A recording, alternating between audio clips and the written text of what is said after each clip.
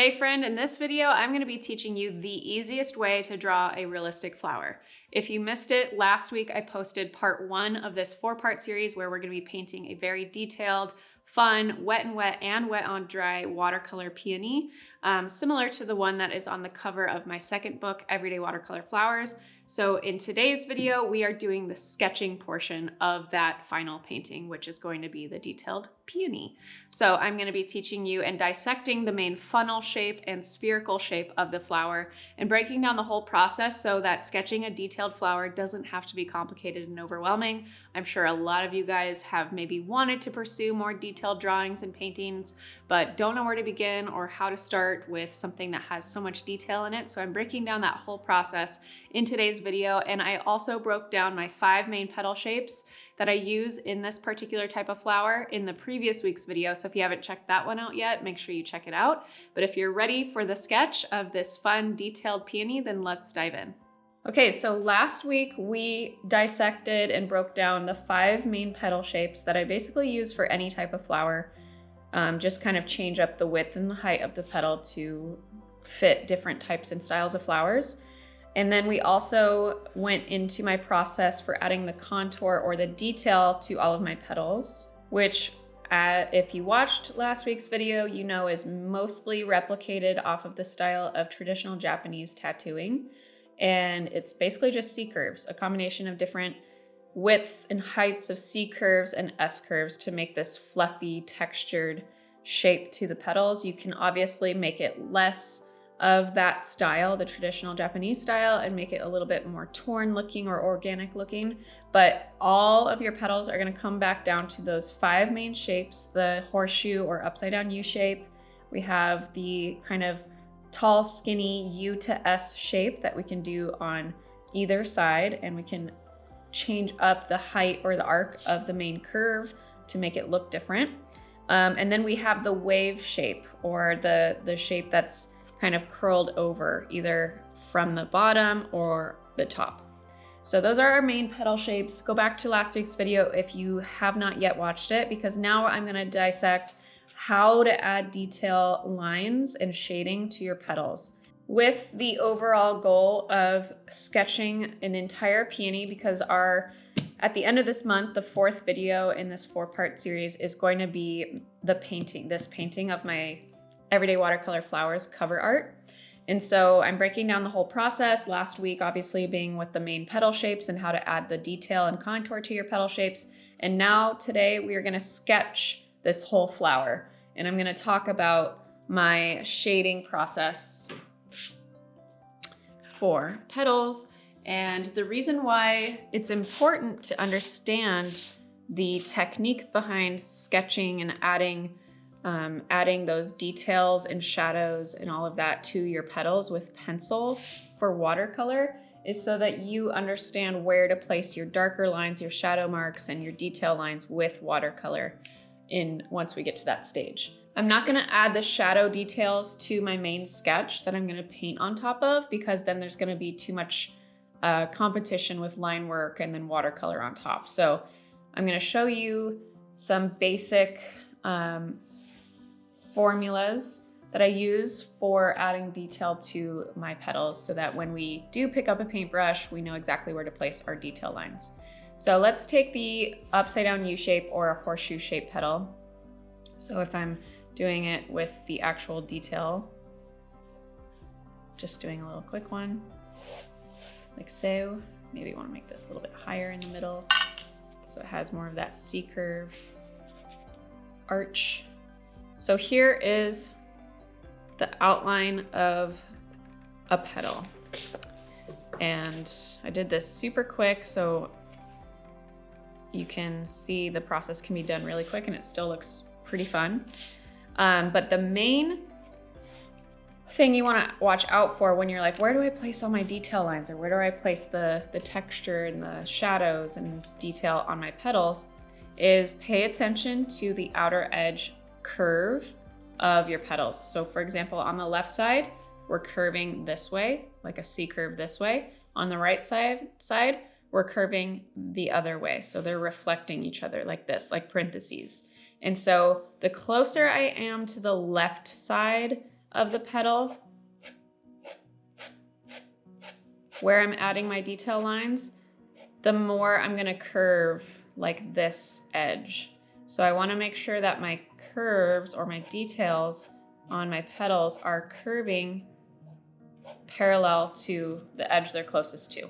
And I like to find the little dips in my C curves, like this one right here, this little dip here, this little dip here, here, here. And those are gonna be my main lines that I pull down. And again, so see on this side, I'm curving the other way. I'm parallel to this side because I'm closest to this side. So I'm gonna still be curving that direction over here. And then the more lines you add, the more detailed it becomes.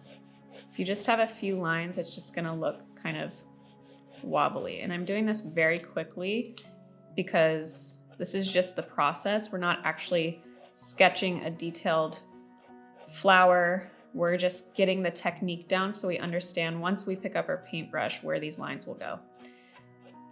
But I like to accentuate the lines that are on those dips or curves and make them a little bit darker. And then the ones in between are kind of just blending that out. So then I'll come over here. And once you get towards the middle, you're gonna get a little bit more straight up and down, but follow the main curve of the flower. And you can also have lines going up from here, so you just follow the edge that they're closest to. These over here would be going this way.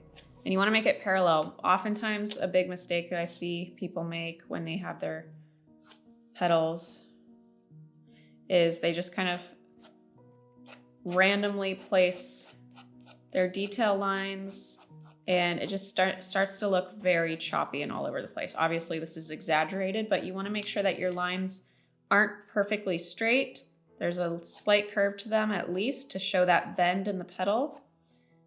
So I'm just kind of lifting my wrist up as I flick it down to get these really clean and smooth C curves. And then I'll just go back in between with a really, really light touch to blend those in a little bit better. Really light touch, just flicking a little bit. And then maybe accentuate a couple of the main curves on top.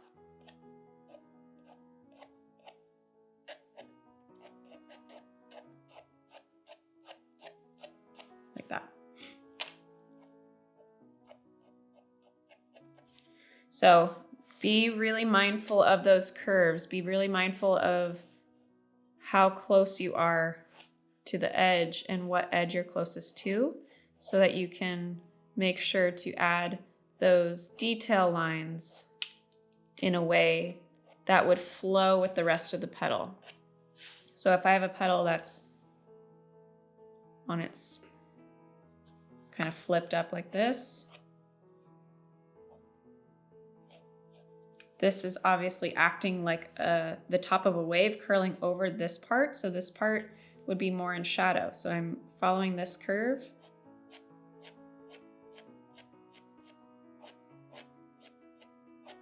I'm starting to just follow that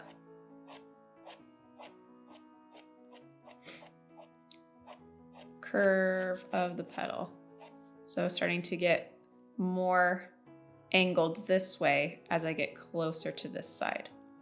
So I'm slowly angling a little bit more steep.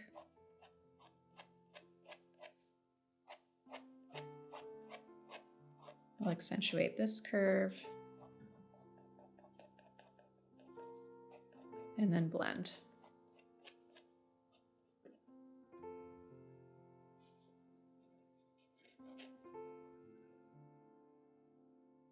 And then if you're adding some, I also even sometimes like to just do these little tiny dash marks on the top. That's a very traditional Japanese tattooing style of detail, and you can do the bottom too.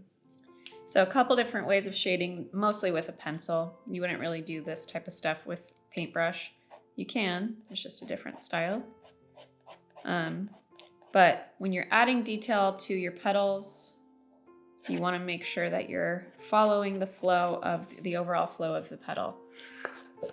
And so now that we have that kind of under our belt and understood, we are going to start sketching, and we're going to sketch a big fluffy peony flower similar to this one from scratch. And the first thing that you want to do when you're sketching a big fluffy peony flower or any type of flower, any type of subject, is analyze the basic shape of the subject. So I have this peony here, and the overall shape where I'm filling all of my petals in is kind of this circular shape. This is the main shape. But it's because we're looking at the top or the top rim of a funnel shape. So we have all of our petals are pointing in to this singular point where all the petals meet and the stem meets. But instead of just finding a point in the center and making sure all of your petals point back to that same point, then we would kind of just have a really simple, flat looking flower. We're actually going to break down the three-dimensional shape of this circle with these kind of cone shapes. So up here is where I see a lot of the petals kind of congregating and creating this fan shape. So this is the opening of that fan shape, and then we kind of find, or that funnel shape, find that middle point where everything is going to meet here. And so we have another row of petals here. So we have first row of petals. So we have our first little like congregation or squished petals up here on the top, congregating around this main oval. And then we have another row. So just creating ovals, and then the little skirt area. This will make more sense once I start adding it in. So we have, as a guide,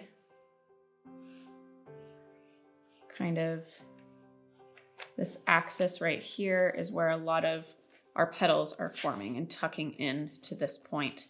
And then we have the petals that are starting to fall a little bit more this way. So we're taking that oval and expanding it down a little bit, but following that main overall shape of the circle, and then doing it one more time for the petals that are really falling off of that central point. So these petals are all kind of just pointing up in this funnel shape right here. And then we have petals that are more fanned out, and then petals that are even more fanned out. So what we would do then is start with a very light sketch, because you might overlap some petals together and want to erase certain lines.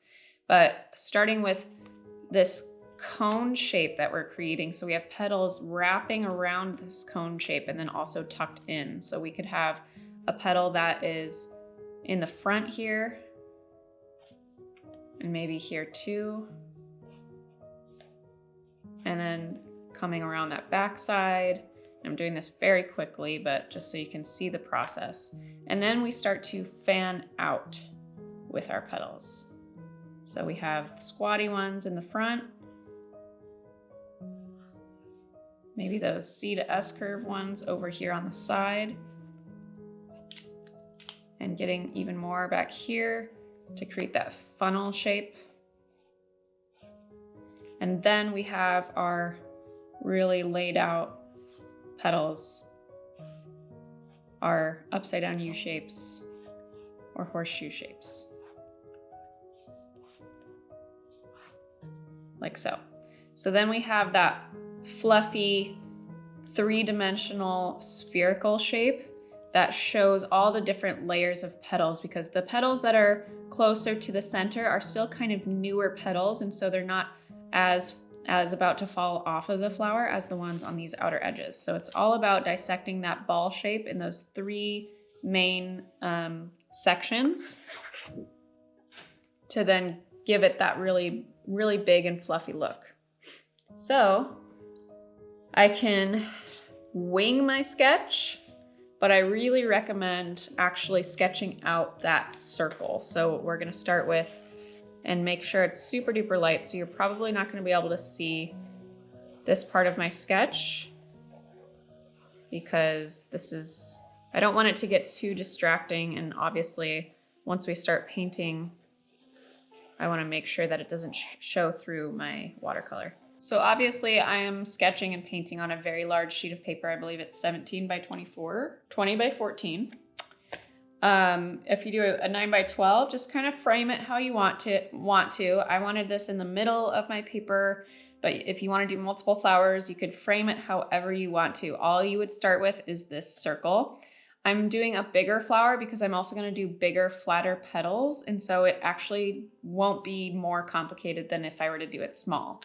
If you're gonna add tons of tiny, tiny, tiny petals to a really big circle like this, then yes, it will be very, very time consuming and overwhelming, but I'm gonna stretch out the petals in the process so that it's not overwhelming. So then at this point, I decide where my funnel is going.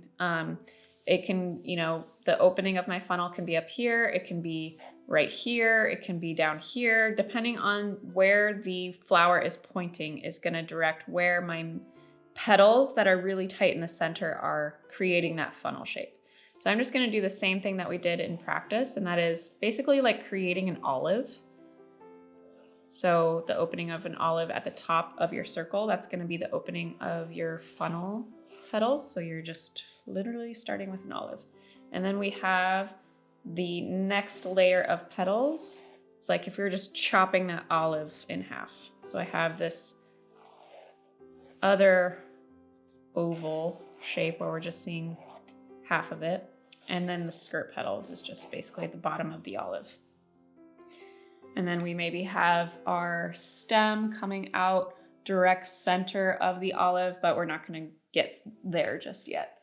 And so now I'm going to be adding in all of my petals. And these curves in the oval opening are basically just as guidance for placement, but you don't need to be exact with the placement because that's the beauty of nature. Things are a bit more random and organic looking and not so perfect. So to begin, we maybe have the center of our funnel starting a little bit lower than the top opening of our funnel. And so this is where a lot of my petals are going to begin, but we're also going to have a lot of petal situation happening in here, curving up and covering some of those bottom sides of the petals. So I'm going to begin actually in the back of my opening. And you can start with just the basic shapes of the petals first before adding contour. But at this stage, I'm just sketching very, very lightly. Some of them I'll keep, some of them I'll erase and redo. The ones where I'm on the sides of the ovals, I do want to do that C curve, that C to S curve shape, because that's going to make it feel like it's more on the side view of the petal. So as I come around here, I start to do the C. So we have our horseshoe shape, and then we start to do the C to S curve shape so that it's on the side, and then another horseshoe or wave shape on the front curve. So over here, I'm just gonna start placing in some side view stuff and maybe some more on going all the way out. And just kind of wiggling in some of those shapes for now. And then we have this top rim right here. So I'm not gonna go all the way down because we'll cover it up with these other rows of petals down here. So I'm just gonna do these upside down U shapes for the most part, some going behind others and becoming even tighter in the center, like that. So now I have this funnel or bowl shape, and now we're just gonna create more fluffiness up in here. So I can start with that point where the funnel meets and curve out. Don't be afraid to make really big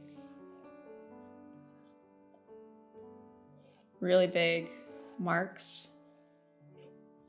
Okay, so for this one, I got out really super long. I want to cover up some of that with a wave shape petal. So I'm going to go in and erase those marks underneath to show this as overlapping it. So that's why you have to sketch super duper light, because then your sketch can get really smudgy and overwhelming if you're just sketching really dark. All of your marks right now can be edited. They're not permanent. They're just getting it down on paper so again, I'm pulling out from that main point, and I want to start covering some of the bottoms of these petals, or maybe even doing the little butt shape on the bottom of these petals to show like maybe these are flipped up parts. So that's why you don't want to bring your main funnel petals down too far into this section, so that you can always go back and change the look. We can start erasing some of these guidelines and lines that we don't need where there's overlaps happening. Clean up some of your petals. And I'm not referencing anything. Obviously, I have my book cover off to the side, but I'm not even sketching the exact replica of that.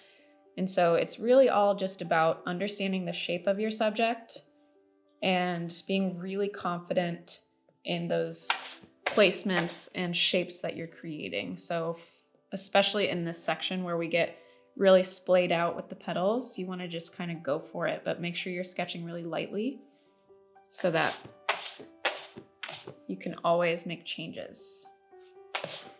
So I'm starting to fan out a little bit more.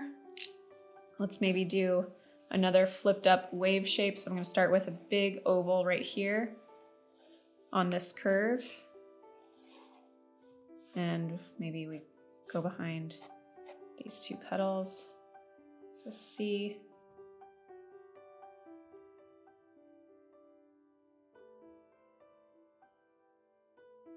Like so. And another more open one here. And now we are down here. I'm not going to go all the way down here. That's starting to feel really, really big. So I'm just going to add a couple to accentuate this circle shape.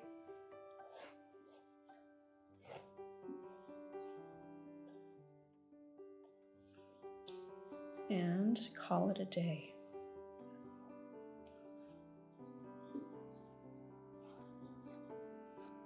Like so. Okay, so now we have our main sketch. I'm just going to erase the lines that I don't need at this stage. You can take a look at the contour, maybe clean up some of your lines, or make them feel a little bit more organic if you want to, if you don't like the traditional Japanese style look. But erase all your guidelines, and you can even run your eraser over your entire sketch, just very lightly grazing over it if you think you drew a little bit too dark, so that you make sure that it's just there kind of as a faint guideline for when you add your watercolor to it, because watercolor is a transparent medium. You don't want to have your sketches, unless that's the look that you're going for, but you don't want to have your sketches overwhelming the watercolor. So because a lot of times there's a lot of flowers that I'll paint that are very pale and very just subtle colors. So if you have these dark sketch lines showing through your really pale and translucent color on top, it just throws it all off. So again, I'm just running my eraser over very lightly to just have my sketch still there, but just faint as a little guide. And then I'll swipe it off, and then in the next video we are going to be starting with the wet and wet element of this floral painting. I'm gonna start with a very blurry background around my whole flower and over my whole flower. And then we're gonna paint in the blending layer of the flower. And then the video after that is gonna be all the little details. Thank you so much for watching. I hope that was helpful in breaking down what seems to be a very overwhelming process of sketching a detailed, fluffy peony like we did today. Sketching a big, fluffy, detailed flower like this can always feel intimidating, so I hope that this process, showing you this process, was a lot more eye-opening and helps to give you the confidence to actually do something like this, because it really is more accessible when you break something down into its basic shapes. So let me know in the comments below what your favorite part of this video was, or if one particular thing really stood out to you. I would love to hear about it. Make sure you subscribe to our channel as well so you don't miss any of the future videos. In the next video, I'm gonna be doing the wet on wet process of laying down my first layers on this flower, so you don't wanna miss next week's video. And also, if you're beginning with your watercolor journey and you need a little extra help, I have a free 40-page ebook called The Complete Beginner's Guide to Watercolor, and it covers things like color theory, composition, supplies, and all the basics that you'll need to know inside that 40-page resource that's completely free. We'll link to it in the description below. And I also have one of the best in-depth watercolor courses. It's 8.5 hours and it's under $100, called the Everyday Watercolor Companion Course. It's made as a video companion or sidekick to my 3 Everyday Watercolor books. You can do it totally without the books, but it's gonna give you all the foundational techniques and beyond that you'll need building upon building each component within the course. So make sure you check that out if you want a little extra guidance and help in your watercolor journey. It's an excellent course, tons of rave 5-star reviews from our students as well in there. And as always, thank you so much for watching these videos. I'll see you in next week's video where we start painting this fun, juicy, detailed peony. So I'll see you there.